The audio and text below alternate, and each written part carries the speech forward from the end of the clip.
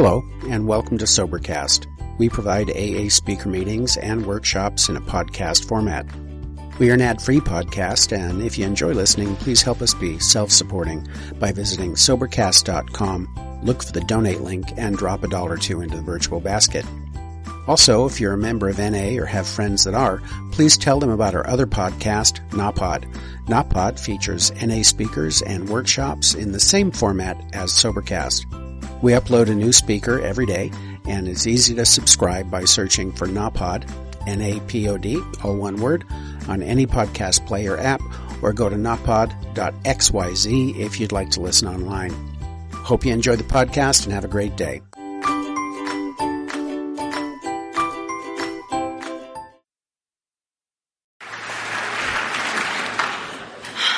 God is bigger than my fear, right? My name is Jennifer. I am an alcoholic. I've been kept sober since December 5th of 92, and that's my miracle, and the Legacy Group is my home group.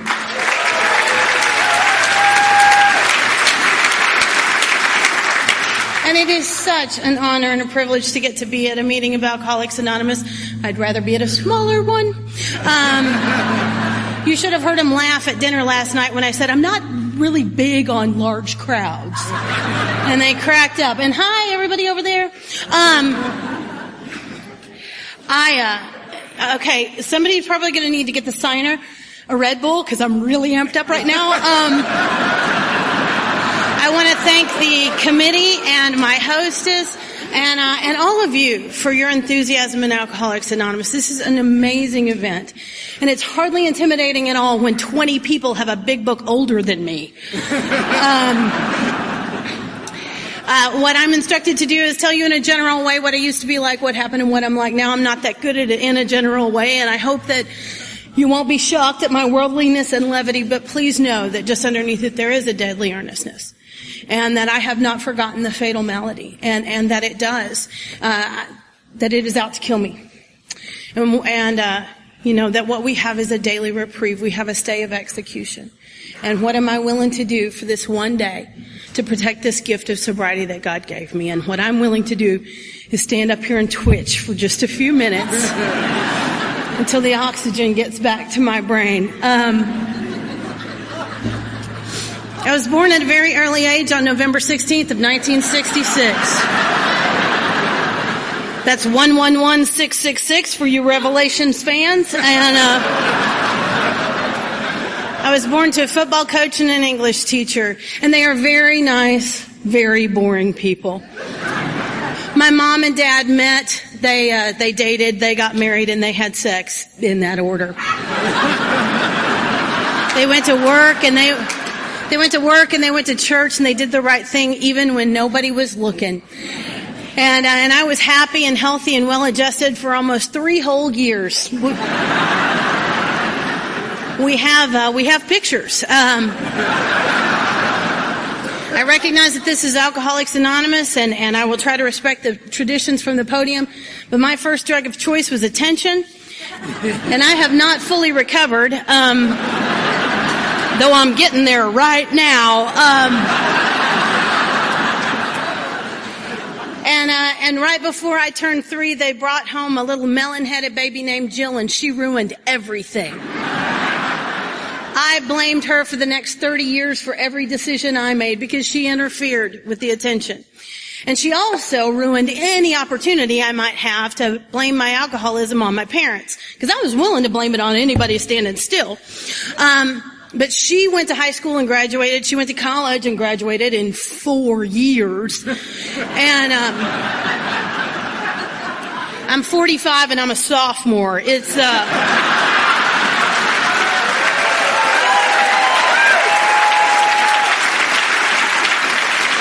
only thing in my life I've ever paced myself at.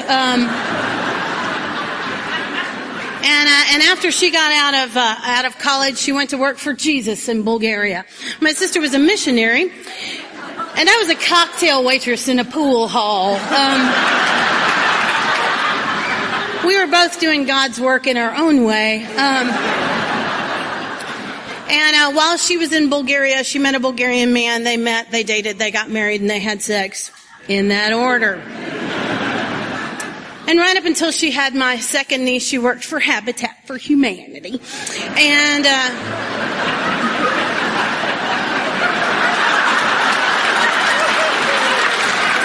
and she did not do that because she had a sponsor that said, you'll die if you don't do service work. She did that because she figured out all by her lonesome that being of service to others is a great way to live. I'm not that bright. I was born with a twitch. I'm like a human chihuahua in a rather big package. And I learned to be funny so that it looked like I meant to act this way. I went to school and I was very involved with Jesus. I neither endorse nor oppose Jesus, but he's part of my story. But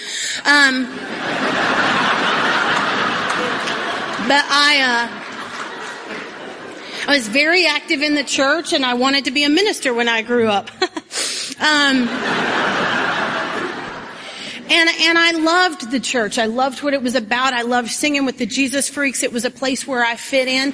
But I also loved going to Rocky Horror Picture Show on Saturday night. Let's do the time warp again. And I already had several different lives going. My drinking began because I fell in love with a guy. And falling in love with guys and drinking goes together quite well. I scare the fish. I have always loved men. I just got one like 2 years ago. Almost 3. And, but I scare the fish. And, I was engaged 7 times but never married. I'm not a closer. And so this guy moved to town. He came to the First Methodist Church and I wanted what he had and I was willing to go to almost any lengths to get it. On the outside, he was everything I knew I'd never be. He was tanned, he was toned, he was coiffed, he had a waist. I always wanted a waist. I could have done some real damage with a waist. He was preppy when preppy was the thing to be, and I was goth before goth even existed. And he was exotic. He had this accent. It was super sexy. He was from Mississippi. And I don't get out much, so that's exotic to me. And we began to date, and I fell in love as only a 16-year-old girl can. And I started thinking, long before I ever had a drink, I had alkalogic. And I wanted to be a minister when I grew up, and I thought, if I'm going to spend the rest of my life talking about sin, I should probably try some. And being a nice little church girl, I decided that he was going to deflower me, and then he'd have to marry me. And he was perfect. We hated the same people. We were disillusioned by the same things. He taught me how to shoplift. I mean, we had a future. And so one night we went out on this date and the moon was full and we just gotten a pretty good haul from the mall and there's a little Lionel Richie playing on the radio and that's when I prepared to pounce. I didn't talk to him about the deflowering. I took matters into my own hands. I had seen a couple of Molly Ringwald movies. I had the basic information. And so I prepared to pounce, and that's the moment in which it came out of the closet. I know. That's just the first time that's going to happen. And I am so selfish and self-centered, I thought he was gay at me. And I spent the next 2 years trying to convince him he wasn't really committed to that lifestyle. And he still is. But I got mad at him, and I got mad at God, and I got drunk. My first time to drink was an act of defiance against God, and I meant it. I was tired of being good. If I didn't get my own way, I was going to do it my way. And I started out a closet drinker. Me and my friend Susie got drunk in a closet. And we had a bottle of Boone's Farm Tickle Pink and a bottle of Real Sangria, the middle school wines, yes. And we sat on that closet floor and we got drunk. Susie was a member of the drill team, and she's blonde, and she's like the light of my life. Because those drill team girls are just delightful, aren't they? You see, inside of me beats the heart of Barbie, but my body's made by Tonka. And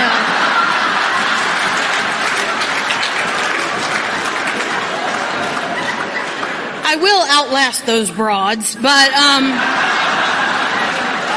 But I was so jealous because these are the kind of girls who would say, I'm cold. And everybody would change the thermostat and get blankets and stuff. And I'm the kind of girl who changes their own tire. And so drinking was a competition for me. I'm a big fan of competition. I just don't tell people we're competing so that I can win. And I decided that night that drinking was going to be my thing, and I was going to be better at it than Susie, because I'm a dainty flower like that. And I discovered that I was. I mean, I just instantly took to drinking. She had a half a bottle, I had a bottle and a half, and that's when the fun began. My parents are not drinkers, and so I didn't know anything about drinking until the night I did it. And what I learned is that if you drink a bottle and a half of wine in a 2-story house, while you are drinking, the house turns into a ship.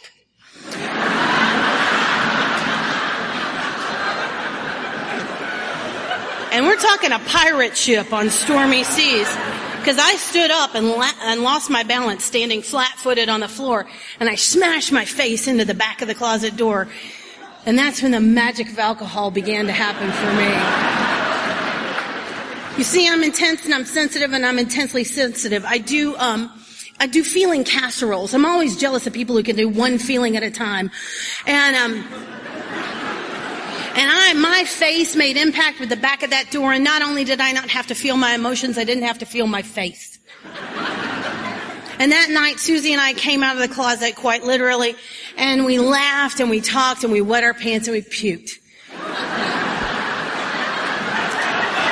It was the most beautiful night of my life. This is the drunk I'll be trying to get back to for the next 10 years.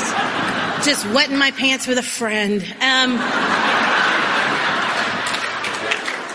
And then we passed out, and we came to the next morning, and I didn't know anything about drinking, but I learned something else that next morning. A hamster had slept in my mouth. My tongue had grown hair. And I leaned over the bathroom, and I drank several gallons of water over the bathtub, and I drank several gallons of water, and I came downstairs, and my stomach turned into a lava lamp. And we were at this Hispanic girl's house, and her mother made huevos rancheros for breakfast. I know. And so we puked again. And then I got on a bus to sing for Jesus. And I loved it. I mean, I loved both of those things. I loved how it felt to be a part of doing the right thing and singing with the Jesus Freak. And I loved how it felt to run off to the parking lot and to meet with those boys and drink out of that 12-pack. I mean, I loved both of those things. And my book said that I could quit right there. But why? I am having fun. I mean, early in my drinking, there was a tug of war about that. But here's how I decided. You see, I would go to church and I would sing those songs and I would hear that sermon and I would get that warm, fuzzy feeling. But about Tuesday, my twitch would start coming back. And I couldn't summon with sufficient force that feeling that I had had on Sunday. But let me tell you about me. Alcohol is so powerful in my life, I don't even have to drink it to feel the effects. All I have to do is plan my next drunk. And I get a sense of ease and comfort that comes over me at once just by planning my next drunk. And so I got drunk. And I went to jail before I even got out of high school because I'm an overachiever. Me and the gay boyfriend stole a street sign and went to Alcatraz. I mean, I wept uncontrollably. It was terrible. He was on one side of the cell block and I was on the other, and he said the dumbest thing I've ever heard. And I've been in AA almost 20 years. I've heard dumb stuff. But this guy said, "Tell your mom and dad it's my fault." And I said, "You can bet on it, buddy." You do not have to tell a girl like me to blame you. This is something that came with the package. I am truly grateful for an inventory that showed me that he had neither the brains nor the maracas to come up with this great plan. It was all me. But I tell you that story to tell you this one. The next morning after I got bailed out of jail, I was the youth speaker at the First Methodist Church. I had a big curling iron burn all the way across my forehead. And I can't prove it, but I'm pretty sure that's the day I stopped looking the world in the eye. And it's an important part of my message to tell you that that had nothing to do with them. I still go to that church today. And I believe that I could tell them the story I'm telling you tonight, and they would carry the same message of love and hope to me that they always had. My mother would die. But I really believe that they would absolutely carry the same message of love and hope. What changed was me. was my guilt, my shame, and the knowledge in the core of my being that I would drink it again as soon as humanly possible. Because it provided for me what nothing else ever had. It was okay in a bottle. I got out of high school and I went towards college. You've heard how well that went. And the reason was I got scared and I really was. I just didn't know how to do this. I graduated from a really big high school and I was pretty well known. But I got to college and I was anonymous and I just wandered around there with my little headphones on going, meh. Because I don't want you to know I don't know. I'm pretty clear on I don't know, but I don't want you to know I don't know because something horrible could happen. You might help me. And I was getting suicidal as soon as I got to college. And thank goodness back then the drinking age was 19 and I turned 19 in November and I got drunk and fell in love. My first night of legal drinking, I fell in love with a guy named Humongous. He was a freshman too, but he was 28 and, he had long hair and a long beard and he didn't like shoes and well, his friends called him Humongous. And, I still don't know why, but,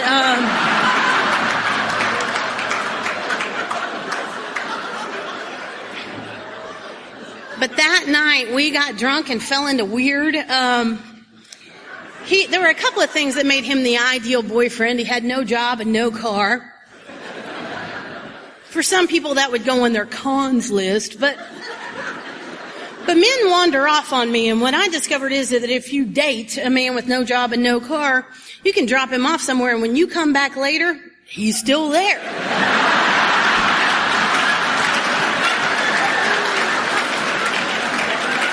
Or he's really easy to track because he's on foot and he looks like Sasquatch. And so that night, we put his bicycle in the back of my car and we went off to the commune. And it's a much too long story, but this was the 80s, and Nancy told me to just say no to drugs, so I did for a while. And but Humongous and his friends were saying yes. And this is the Al-Anon part of my story, the alligator part of my story. He and his friends were tripping on acid, and what I will say for them is they were very organized people. I have noticed that alcoholics get in the middle of a drunk and go, we need a plan, and we have absolutely no equipment to make one with. Now, these guys were doing all their planning on the front end, which is brilliant in its simplicity. And they would build a bonfire and hire a band and synchronize the sundial, whatever. And they would all do this stuff all at once. And I had a responsibility at these parties. I was the chaperone for their acid trips. And I had two responsibilities. I had to make sure that they didn't run into the fire or touch sharp things. And I got instantly good at this job. And I had fun. Now, I didn't know it until I did an inventory in Alcoholics Anonymous, because I have to be sober to get honest about my drinking. But the reason I loved these guys were they were not the kind of people who were going to say, Jennifer, we're concerned about your drinking. They are off naked in a field playing tambourines. They are not counting how many beers I'm drinking. And so I got to sit on the cooler and drink the way I like to drink, and nobody bothered me. And it was a beautiful time. I liked having a boyfriend, so I got 5 or 6 more. Just because this is AA and I'm supposed to be honest, I will tell you that maybe none of them thought of me as their girlfriend. But I've noticed that alcoholic women kind of have a sliding scale on what constitutes a relationship. And it's my story, so I get to tell it the way I want to.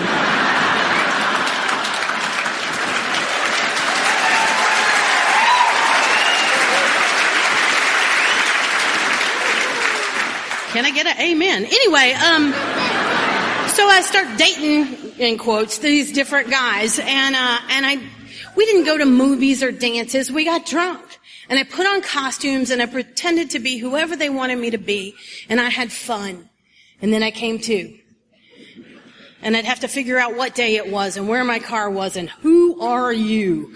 And Never a fun exercise. And believe it or not, college didn't go that well for me. I wasn't excelling at their higher education, and the boyfriends started finding out about each other, and they invited me to pursue other things. That was really a dark time in my life. I walked into a bar with one guy I was seeing, and another guy was there, and I'd read some Harlequin romances. I knew what was supposed to happen, and they were supposed to fight for my honor. And here's what really happened. One guy walked up to another guy and goes, "You can have her." And the other guy goes, No, dude, I'm pretty sure you had her first. And they got to drinking together, sharing stories, and at the end of the night, they're playing rock, paper, scissors to figure out who gets the pleasure of my company or gets stuck with it. I'm not sure. And I got furious. Because I've got that slinky of a mind that twists everything around, and suddenly I'm the victim, and they've humiliated me. And I got out of that town. I had 9 hours of college credit. I was ready to take on the world. So I made my big geographic. I moved one zip code away. I'm not brave. I drove over a bridge and a lake, and it's a whole new world. And I got to this new town. It was going to be completely different. I decided I was going to get rid of my hippie thing, and I was going to try something new on. And so I decided to be a cowgirl. And I went to this place, the first hairdresser shop I could find. I sat down in a chair and I said, "Twizzle me up some cowgirl hair." I started talking like Reba McEntire at once. And this was the 80s, and everybody was perming. Dogs were perming, guys were perming, everybody had a perm. And so I got this perm, and the girl who was doing my hair, she said, do you party, don't you? And I was like, "Well, yes, I do." I thought it was my aura, because I'd been hanging out with the hippies. I did not know that beer came out your pores.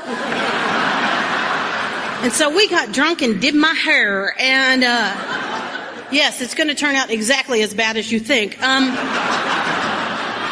I wound up with this giant shrubbery on top of my head, and then she started cutting, and we were pretty drunk at that point, because what I wound up with was an asymmetric haircut. I had long hair on one side and short hair on the other, which made me look perpetually confused, and I kind of was. She turned me around in that chair, and there are 3 heads there, and they've all got bad hair. And she's bobbing and weaving behind me going, "Nobody in town has this haircut." And I'm looking in the mirror saying, "Nobody in town wants this haircut." But she said the magic word. She said, "You gonna go honky-tonkin'?" And I said, "Absolutely." Now, at this point in my life, I've never honked, nor have I tonked.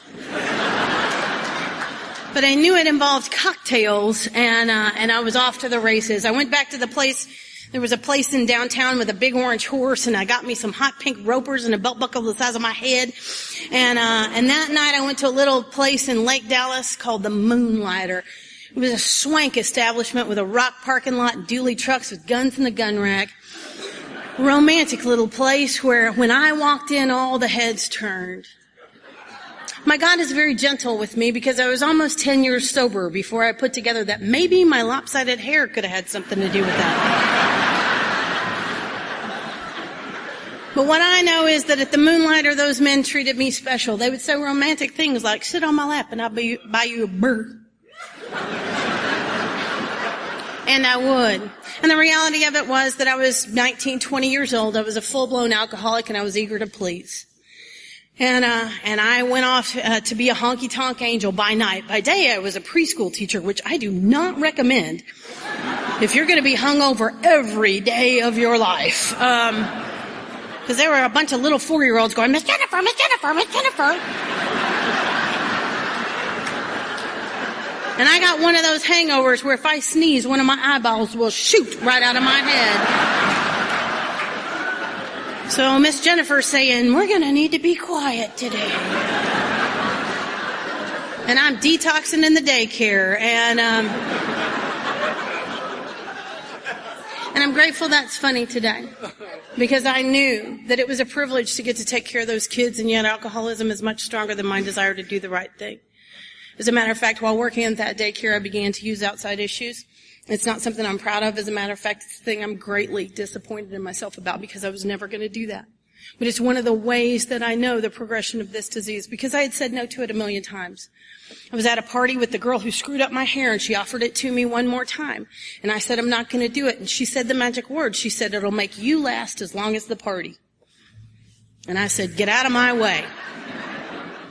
And I crossed a line I was never going to cross, one of many that I was never going to cross. And off we go. And it made me a very quick preschool teacher. And eventually I quit teaching preschool to go be a bartender. And, because pretty much it's the same job as drunks and 4-year-olds. It's just the refreshments are better at the bar. And I got paid to drink. And at least that's the way I looked at it. My employer had a different idea. Then that's when I started getting DWIs. And I got one, and that's no big deal. I mean, I just kind of figured it's like patches in the Girl Scout. All party girls get one DWI. It's like waking up with a guy who, in the morning has fewer limbs than he did when you were dancing with him the night before. It happens. So you get your patch, and wish that weren't a true story. I still have flashbacks on that one. But I just figured that happens. And then less than 6 months later, I'm on the side of the road getting a second DWI. And man, if you want to make the state of Texas mad, get a second DWI before you've been convicted on your first. Yeah. And so that's when I started really thinking about things. And I discovered I did have a problem, had a driving problem. And, so I moved next door to my bar of choice. I got me a home bar, and I thought that would solve the problem. And what happened to me was I sat on the same bar stool. This is not what happened. The way that my disease progressed is that I sat on the same bar stool night after night, day after day, week after week, year after year, developing what my friend Blind Joe calls the skid row of the soul. And there were men and no men, jobs and no jobs, utilities and no utilities. I'm an alcoholic woman, and so I put myself in situations and circumstances that I had to be sober to get out of, and I was never sober. And some things began to happen to me that were, I could no longer call a party.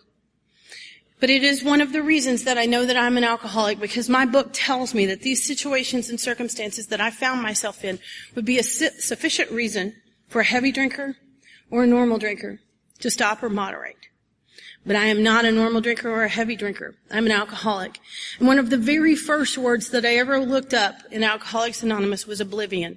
Because our book says that's why we drink. We drink seeking oblivion. And the definition that I found was to seek to forget or to be forgotten. And that's why I drank. From then on out, it was no longer about play. It was no longer about fun.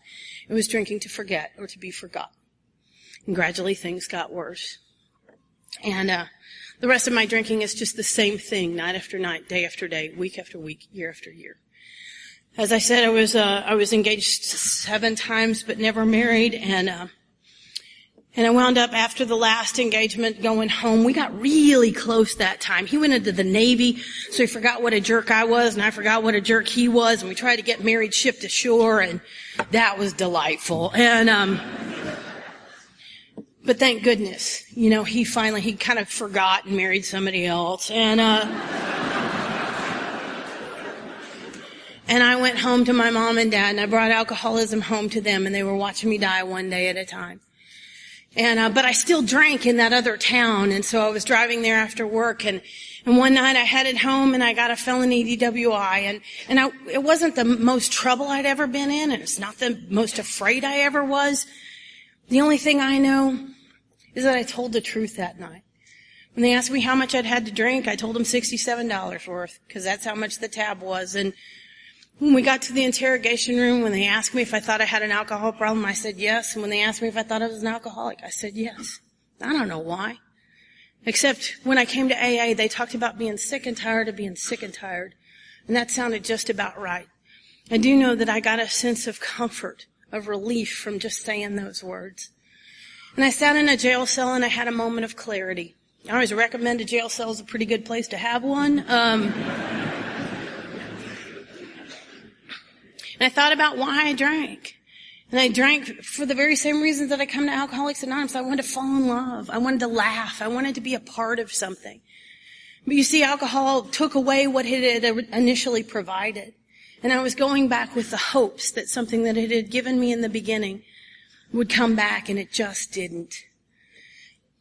And for the very first time, I sat in that jail cell, and I didn't feel like, what's a nice girl like me doing in a place like this? That night, I realized that I belonged in that cell. Because the only way that I knew how to halfway feel okay was to put something in my body that made me a danger to myself and to others. And the only way that you could be safe was if I was locked up. And I sat in a jail cell and I thought about the meetings of Alcoholics Anonymous. And I made a vow that I would go right up until they let me out. And then I went to go see my high-priced attorney, and he worked out of his garage, and he didn't have any good news for me. And I started to go to AA, but then I knew this guy who had 8 DWIs. And here's a man with a real answer. So I went back to my home bar, and I went to go talk to Jimmy. And the only thing that happened when I went to go see Jimmy is that I told him when they set my drinks on the bar that I wasn't drinking that night. And he sat down with Jimmy, and I told him about the trouble I was in. Jimmy looked across the table from me and he said, Jen, I can afford to be the kind of drunk I am, but you can't afford to be the kind of drunk you are. And I know that what Jimmy was talking about was money, because he'd been paying his attorney in cocaine, and he'd been postponing his consequences. He knew he wasn't going to get out of it. He was just postponing it. But what I thought about that night was what I had paid willingly to get drunk. And it was everything of any value in my entire life. Nobody ever took it from me. I gave it away. I traded it for a temporary sense of ease and comfort. And I knew beyond a shadow of a doubt that nothing good could ever come in my life and stay unless I could learn a way not to drink. Because drinking took away everything good that ever came into my life. The other thing that happened was that at some point there was a drink in front of me, and I had been drinking before I recognized that I had made a decision to drink. And I knew I could never get or stay sober by myself because I had not intended to drink that night. And it scared me to death. I spent the next 10 days driving around an AA group. Do we have any orbiters? From sun up to sundown, I drove around a little greenhouse in Plano, just around and around. And I would lock myself in my parents' bathroom and practice saying, my name is Jennifer and I'm an alcoholic. Oh, God, no. I would just cry. And on December 4th of 1992, I reached what my book calls the jumping off place, where I could no longer imagine life with or without alcohol. I was desperate. And I made a deal with God in the parking lot of that little group at that little greenhouse, and I told God I would go to one meeting, and if I heard something I could hang on to, I'd go back for one more, and that was the only thing I could promise. If it didn't work, I was going to kill myself. And God can work with that kind of willingness. Because I walked into the Plano group, and it was a wonder to behold. It's the quintessential AA group.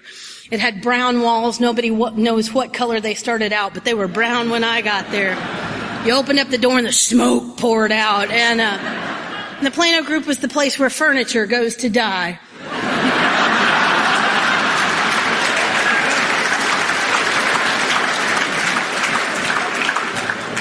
Y'all got some of those too, huh?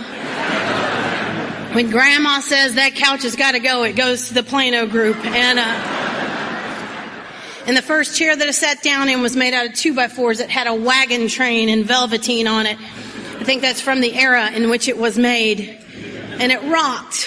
I mean, really, naturally. And, but it had these divots in the handles where newcomers sat and rocked and sat and rocked and sat and rocked. And that became my chair, and I sat down, and they turned out the lights and they lit the candles, and a wonderful thing happened. I knew I was in a cult, but I had nowhere else to go. I mean, nowhere else to go. And the miracle of Alcoholics Anonymous began to happen to me that night, because Alcoholics Anonymous brought their best to me.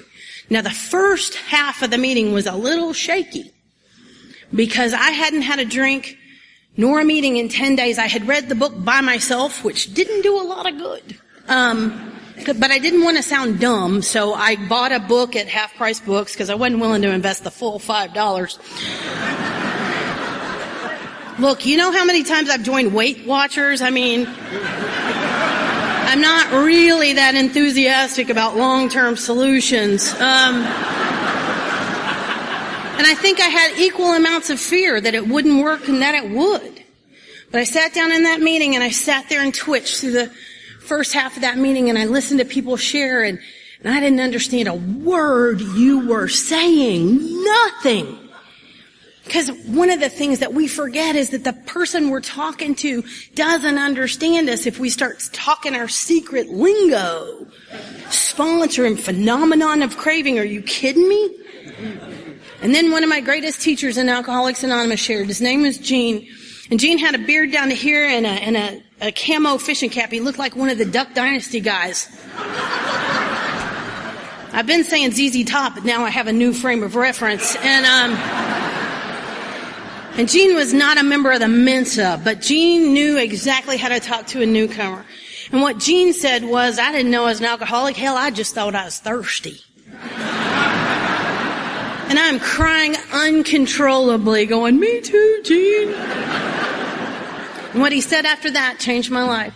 He said, but my problem is the more I drink, the thirstier I get. Shazam! You see, I'd been running this 10-year experiment at my home bar, watching these mooks with the watches. I don't wear a watch now. I know it's got them really twitching up here. But these people would wear a watch to a bar, and not only would they wear it, they'd do what it said. They'd have one drink, maybe two, a shot on their birthday, and then they would look at the watch, and the watch would say, go home, and they would go. And I would watch these mooks night after night do this thing. Oh, look at the time. Mama's got dinner waiting on me. And I would go, why would you do that? We have pretzels here. Why would you do that? And they would go home. Some other guy would go, oh, look at the time. The game's about to start. And that's when I would turn into the flight attendant. We have TVs here, here, and here. Why would you do that? But I drank in that same home bar for about 7 years, and my question changed from why would you do that to how do you do that? Because I couldn't. And Gene explained why. The more I drink, the thirstier I get, and it begins with the very first drink. So the kicker is I gotta not take that first drink. And what he said was that he got a sponsor who taught him how to work 12 steps. And in that process, he got a higher power that he chose to call God. I think God chose to call Gene. It's my thing, sorry.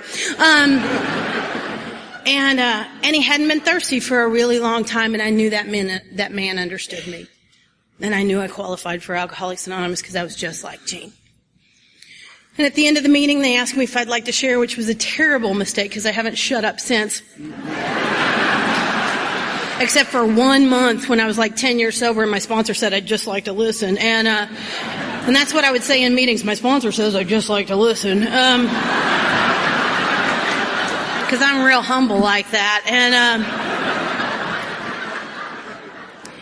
But I listened to what went on in that meeting. And I think it's really important for us to remember that AA is what we show the newcomer that it is. And it's really not their job to figure out that what's on the door is what we are. But what I heard in that meeting was I'm an alcoholic and so I thought you had to be an anda. So I became one right then. Said, my name's Jennifer and I'm an alcoholic and a thief, a whore, and a liar. I didn't know that when you said alcoholic, you pretty much had the rest of that covered.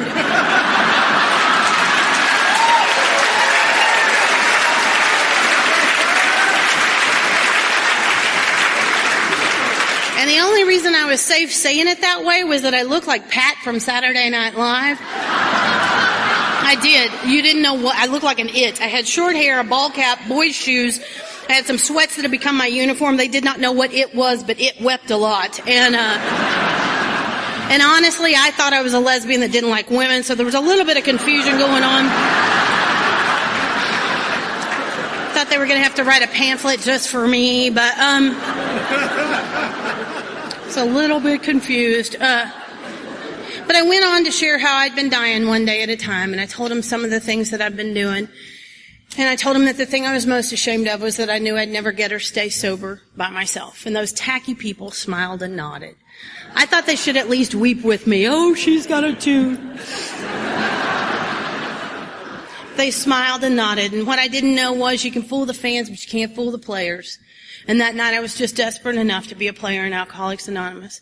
At the end of the meeting, I got the hugs and the desire chip, and they told me to go to Denny's. I used to say they asked me to go to Denny's. I now know they told me, because newcomers are really busy.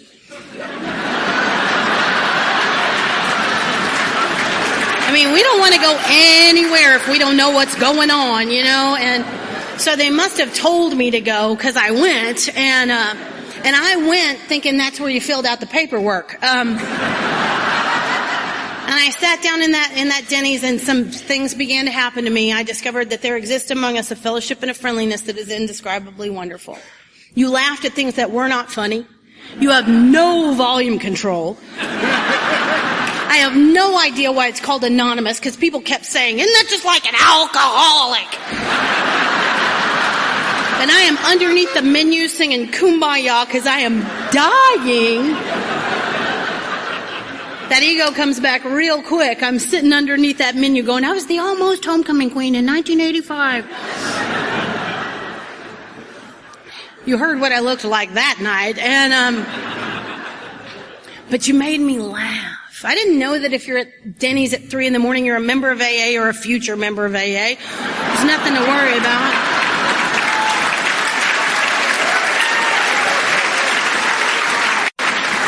But right away, I had friends, I had fellowship, I had laughter, and without my permission, I began to have a solution. And I showed up to Alcoholics Anonymous, and you accidentally set the hook. This guy walked up to me and goes, hey, your name's Jennifer, right? And I'm like, whoa. What have you heard? And he said, really, is your name Jennifer? I said, yeah. He said, did you drink today? I said, no. And he said, welcome to your second day of sobriety. And the big deal, it's not that he knew it was my second day of sobriety. The big deal is he knew my name. And I don't ever want to forget that. The big deal was he knew my name. And I fell in love with you. I came back because I couldn't wait to hear your stories. Before I had a God of my understanding, I had you. I had your stories, and I came back to hear what happened next. You were better than anything on TV. I had to see if Chris and Richard broke up, and I needed to know what happened next. Bob got a job, and, all kinds of stuff began to happen. I got a sponsor because I got bullied into it. The women and the little pecks and herds, get a sponsor, come to the women's meeting, get a sponsor.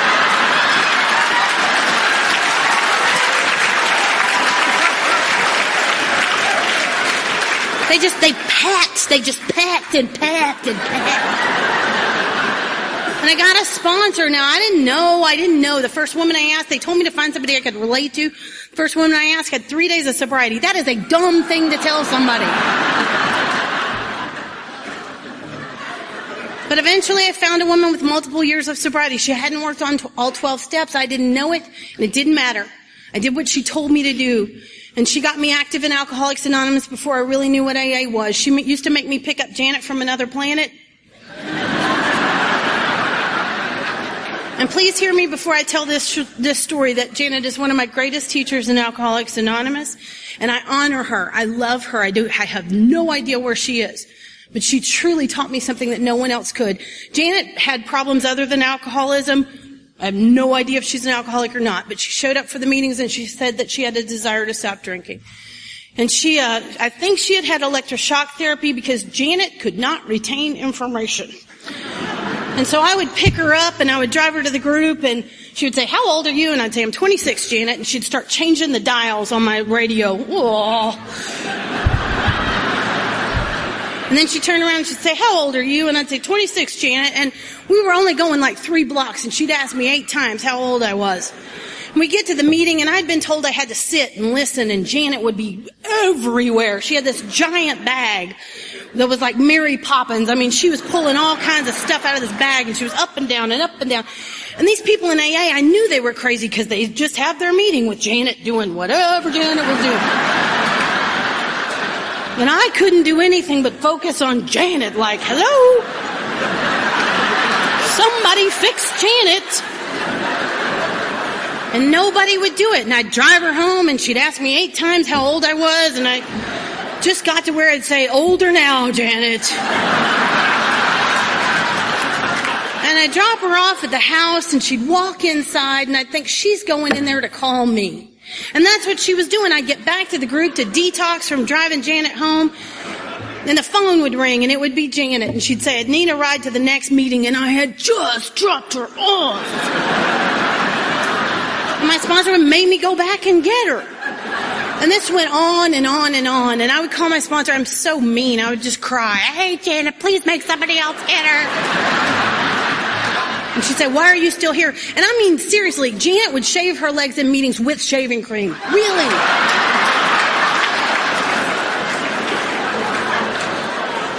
And so I start taking Janet back and forth to these meetings, and during this time, my sponsor told me I had an enormous ego. And I felt so sorry for her because she was sponsoring a lot of women. I'm low self-esteem. I'm not enormous ego, but I didn't tell her that to straighten it all out. I just let her slide. And so I drive Janet to the meeting, and we're on the way back, and all of a sudden I realize God's put Janet in my life. I'm supposed to help Janet. I mean, nobody else is doing this job. It's my turn. So I began to 12-step Janet in the car. I said, Janet, I'm going to need a favor out of you. These meetings are real important, and I get something out of every meeting I go to, and maybe if you would sit down and listen, maybe you could find you a sponsor. And with a sponsor, you could work the steps. And maybe if you work the steps, your life would totally change. And y'all, I saw it. The lights came on. And I got so excited because I knew she was fixing to ask me to sponsor her. And so I did what would become a pattern. I kept talking until I snuffed that out completely.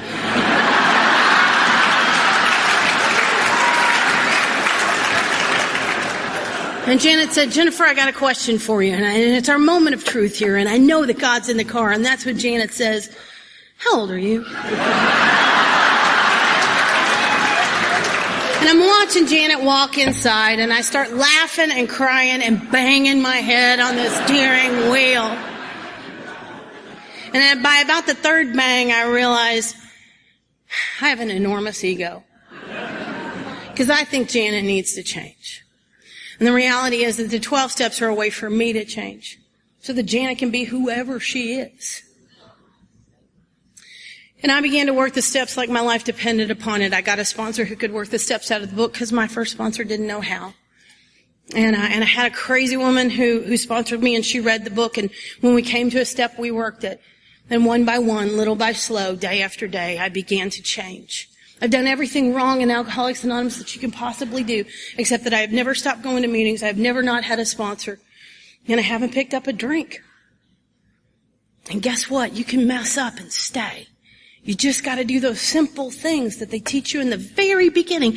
I sat in meetings forever waiting for the super secret. No, the super secret.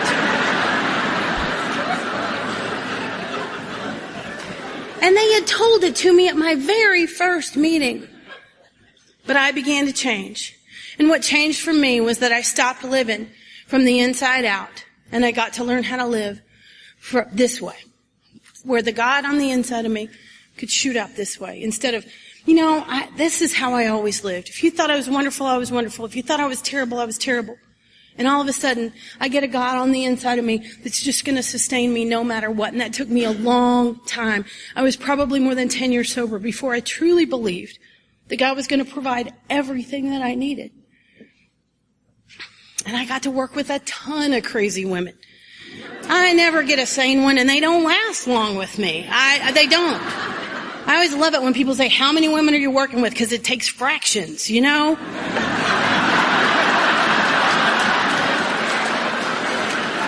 I know I don't do it like a lot of other people. For a long time I was very rigid, and I decided this is how we do it, and it's the only way we do it.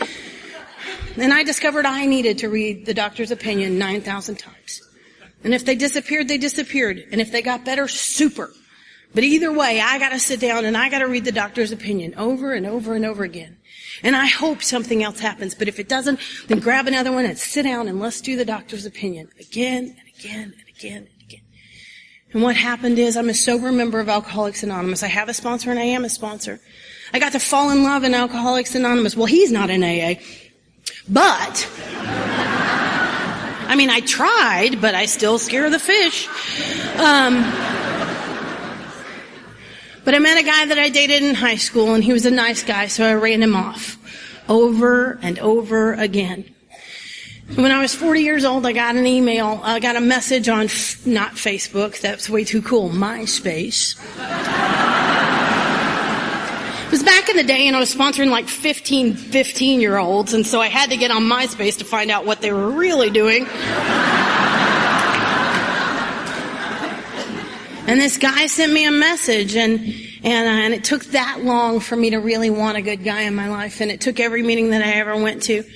And I brought him here and threw an AA party, and I cornered all my friends and said, if you see anything weird, you tell me. Because I no longer trusted my judgment. And my best AA friend at the time said, he's precious. He's what we've always wanted for you.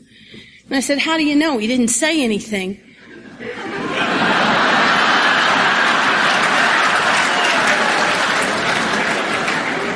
And he said, because Steve looks at you like we look at you, and we love you.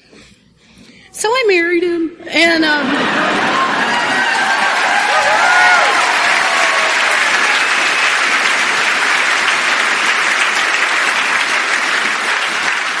we had this wedding that was like a cross between a wedding and a YPAW, and it's just craziness. It was a beautiful day, and it was so much fun, and my AA friends were everywhere. And my daddy cried on my wedding day, not because I looked so beautiful, but because you were so kind. He'd never seen you act the way that you acted at my wedding. He'd never been around you. And he couldn't believe what amazing friends I had in Alcoholics Anonymous. And I said, what were you expecting? Those people with the brown paper bags and the trench coats? And he said, yeah. And I said, that was before. And we have had fun. He's not a member of Alcoholics Anonymous. I don't think he needs to be. As best I can tell, the only consequence of his drinking is that he feels like he should sing. And, to me. But he is a great fan of Alcoholics Anonymous. And when we got married, some people were asking if we were going to have babies. This was a first marriage for both of us, and it was a little late in the game, and I said, we'll let God decide.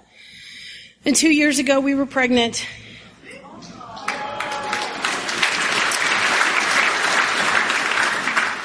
And 9 weeks later, we weren't.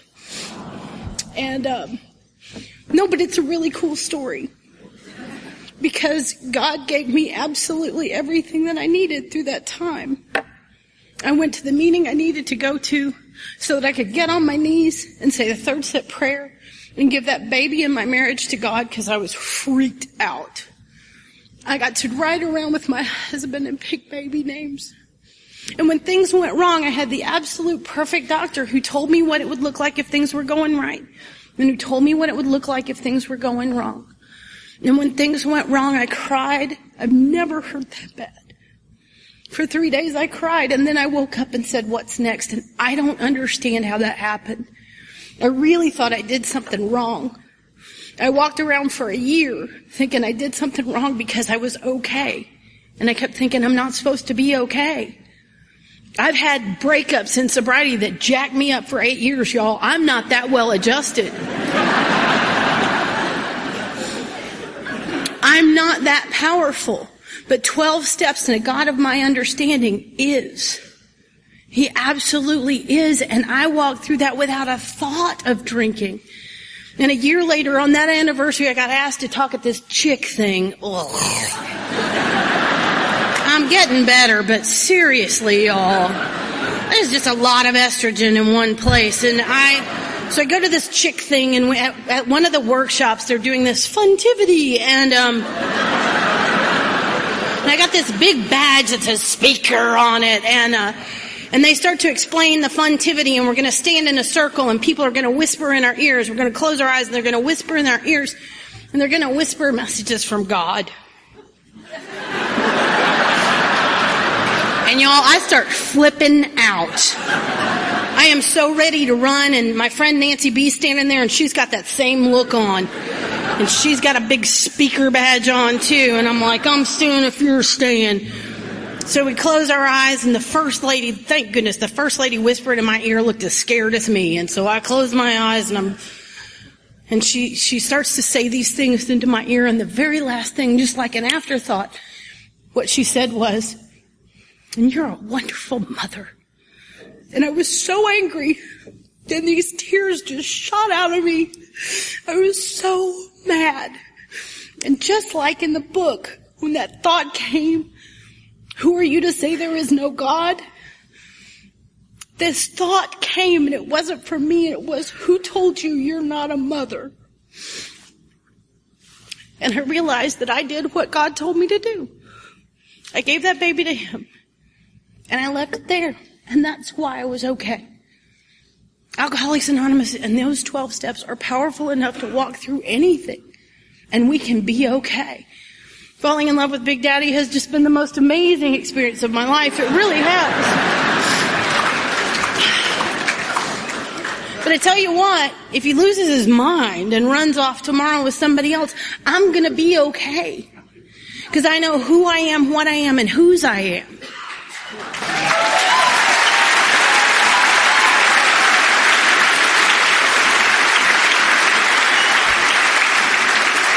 We had a very charmed courtship, but the last 6 months have been, orientation. We have tried out all of the vows. Job, no job, health, no health, money, no money. And what we discovered was the same thing that I learned in AA. Teamwork makes the dream work. We can do together what we can't do separately. So if you're new or you feel like you're new, let me just explain to you, AA is so flippin' simple. It really is. It's not necessarily always fun, and sometimes happy, joyous, and free isn't on the menu, temporarily. But it's just monkey see, monkey do. It's so easy.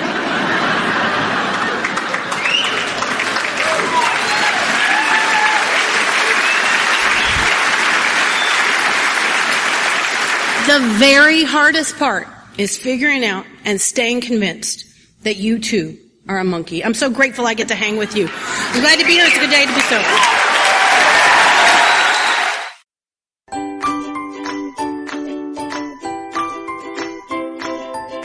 Thanks for listening. I hope you enjoyed the podcast. Sobercast is ad-free, and we'd like your help in order to keep it that way. So if you'd like to help us be self-supporting by pledging $1 or $2 a month, visit Sobercast.com and look for the donate links. Thank you very much.